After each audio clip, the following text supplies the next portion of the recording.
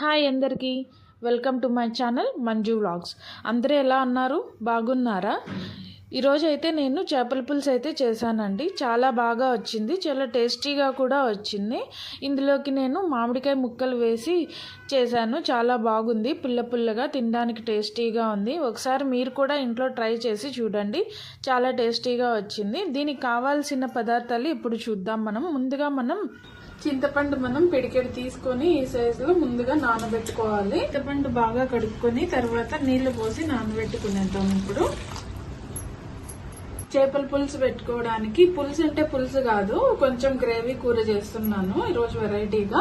అందుకు నేను 1.5 కిలో చేప అయితే తీసుకున్నాను. ఇది రవ్వ చేప. దీన్ని బాగా ఉప్పు పసుపు వేసుకొని బాగా క్లీన్ చేసేసుకుందాం. ఉప్పు వేసుకుంటున్నాను, తర్వాత పసుపు వేసుకొని బాగా క్లీన్ చేసుకుందాం.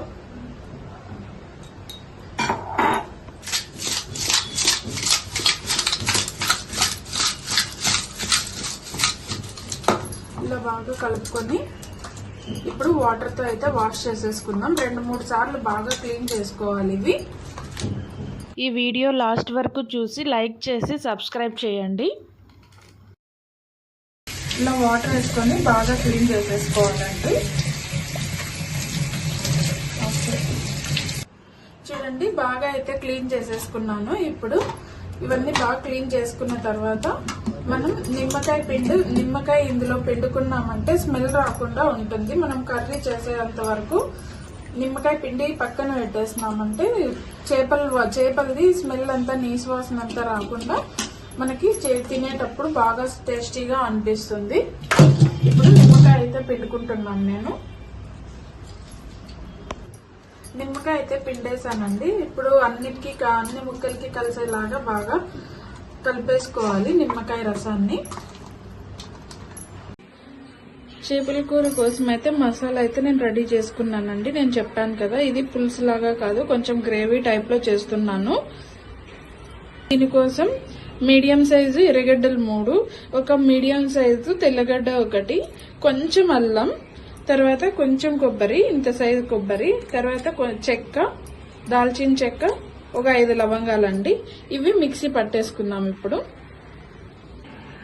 మిక్సీ అయితే పట్టేసానండి. ఇప్పుడు మనం కూర అయితే ప్రాసెస్ లోకి వెళ్ళిపోదాం. ఓకే అండి, ఇప్పుడు మనం కూర చేసుకోవడానికి ఈ సైజ్ ఎర్రగడ్డ తిరగబెత్తి పెట్టుకోవడానికి 2 టమోటాలు 2 తీసుకుంటున్నాను. ఎందుకంటే మనకు పులుపుకి చింతపండు వేసుకుంటాను, తర్వాత మామిడికాయ కూడా వేసుకుంటున్నాను. 2 పచ్చిమిర్చి, నేనైతే కరివేపాకు కూడా వేస్తానండి. నాకు అన్ని కూరల్లోకి కరివేపాకు వేయడం బాగా అలవాటు, అందుకే వేస్తున్నాను. మీకు ఇష్టమైతే వేసుకోండి, లేకపోతే వేయకపోయినా పర్వాలేదు కరివేపాకు. ఇప్పుడైతే ఇవన్నీ కట్ చేసేసుకుందాం. కటింగ్ అయితే అయిపోయిందండి. ఇలా కట్ చేసుకున్నాను. టమోటా మిక్సీ కూడా వేసుకోవచ్చు, కానీ మిక్సీకి వేసుకోలేదు. ఇలా కట్ చేసి వేసుకున్నాను, ఎందుకంటే మళ్ళీ మిక్సీకి వేస్తే గ్రేవీ ఎక్కువ అయిపోతుంది. అందుకే ఇప్పుడైతే మనం కర్రీ చేసుకోవడానికి ప్యాన్ అయితే వేడైపోయింది. ఇందులోకి ఆయిల్ వేసుకుందాం.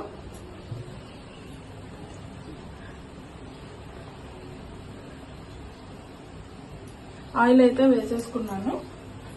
ఆయిల్ ఎప్పుడు కొంచెం మసాలా కూరల్లోకి ఇలా చేపల పులుసు పెట్టుకున్నప్పుడు ఆయిల్ కొంచెం ఎక్కువ వేసుకుంటేనే బాగుంటుంది. ఆయిల్ వేడయ్యేంత వరకు వెయిట్ చేద్దాం. ఇప్పుడు ఆయిల్ అయితే వేడైపోయిందండి. పచ్చిమిర్చి వేస్తున్నాను, తర్వాత ఎర్రగడ్డ కోసుకున్న సన్నగా కోసి పెట్టుకున్న ఎర్రగడ్డలు కూడా వేసేసుకున్నాం.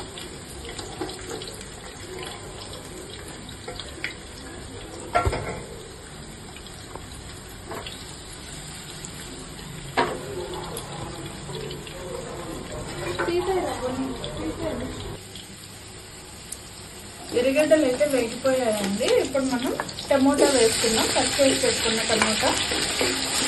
ఇవన్నీ బాగా వేగాలి, మెత్తగా అయిపోవాలి. బాగా మగ్గిపోతే టేస్ట్ బాగా కనిపిస్తుంది, లేకపోతే అలాగే పచ్చిగా ఉంటాయి.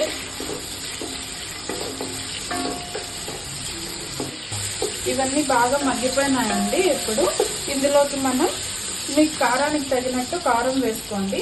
కారం బాగా తినే వాళ్ళైతే ఒక 2 స్పూన్లు 2.5 స్పూన్ వేసుకోండి. తర్వాత ధనియాల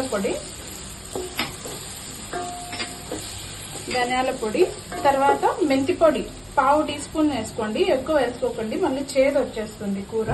కొంచెం వేసుకుంటే చాలు. మెంతిపొడి వేస్తూనే మనకి స్మెల్ అయితే చాలా బాగా వస్తుందండి. ఒక సెకండ్లోనే స్మెల్ అయితే మారిపోతుంది. కూర టేస్ట్ కూడా చాలా బాగుంటుంది. చేపల కూరలోకి ఎప్పుడు కానీ మెంతిపొడి వేసుకుంటేనే టేస్ట్ వస్తుంది, లేకపోతే అంత బాగుండదు.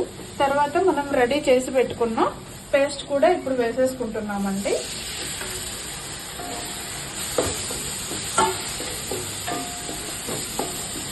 ఇదంతా ఇప్పుడు మనం సిమ్లో పెట్టుకుని కొద్దిసేపు బాగా ఇదంతా బాగా నూనెలో మగ్గాలండి. నూనె అంతా బాగా పైకి తేలేంత వరకు అలాగే వేయించుకోవాలి. ఇప్పుడు మనం దీన్ని సిమ్లో పెట్టేసుకుందాం. మర్చిపోయినాను, దీంట్లో కొంచెం పసుపు వేసుకోవాలి. పసుపు కూడా వేసుకున్నాం. ఇప్పుడు మనం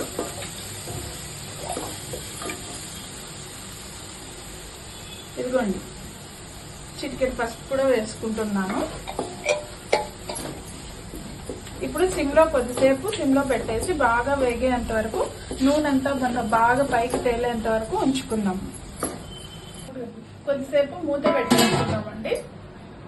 మసాలా అంతా వేగేంత వరకు మనం చింతపండుని అయితే రెడీ చేసేసుకున్నాం. ఇప్పుడు చింతపండు గుజ్జుని, ఇది బాగా అయితే నానిపోయింది చింతపండు. ఇప్పుడు చూద్దామండి, మనకి బాగా అయితే మసాలా అంతా వేగిపోయింది. చూడండి, ఇప్పుడు ఇక్కడ ఆయిల్ అంతా బయట వచ్చేసింది.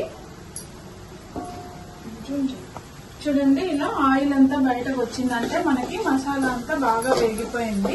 పచ్చి స్మెల్ అంతా పోయి మంచిగా బాగా కూడా స్మెల్ వస్తుంది. ఇప్పుడు ఇందులో మనం రెడీ చేసి పెట్టుకున్న చింతపులుసు అయితే వేసేద్దామండి. చింతపులుసు వేస్తున్నానండి. ఇప్పుడు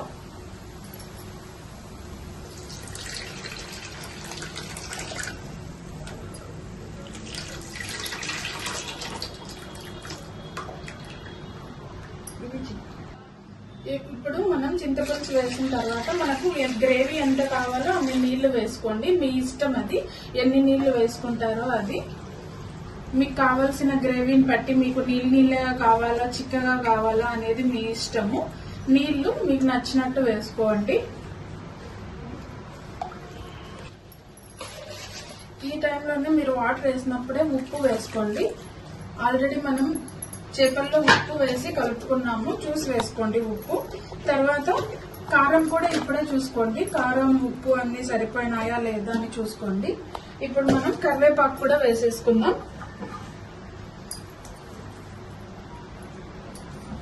ఇప్పుడైతే మూత పెట్టేసుకున్నామండి. ఇది ఆయిల్ అంతా బయట వచ్చేంత వరకు బాగా వేగాలి.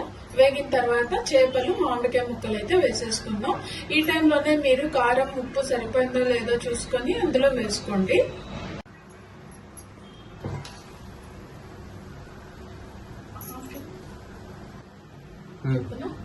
చూడండి, జూమ్ చేయి. చూడండి, ఆయిల్ అయితే మనకి ఇలా సైడ్ లో కనిపిస్తుంది కదా, ఇలా వస్తే మనకి కూర అయితే ఉడికిపోయినట్టు. ఇప్పుడు మనం చేపలు అయితే వేసేసుకుందాం ఇందులో.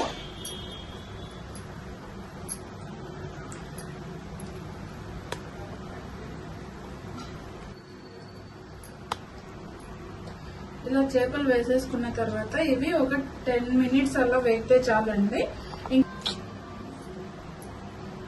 మనం కట్ చేసి పెట్టుకున్న మామిడికాయలు కూడా ఇందులో వేసేద్దాం. ఇప్పుడు చేపలతోనే అవి కూడా ఉడికిపోతాయి.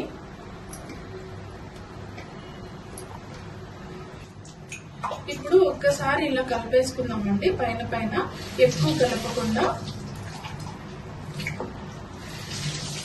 కలిపేసుకొని మూత పెట్టేసుకుందాము.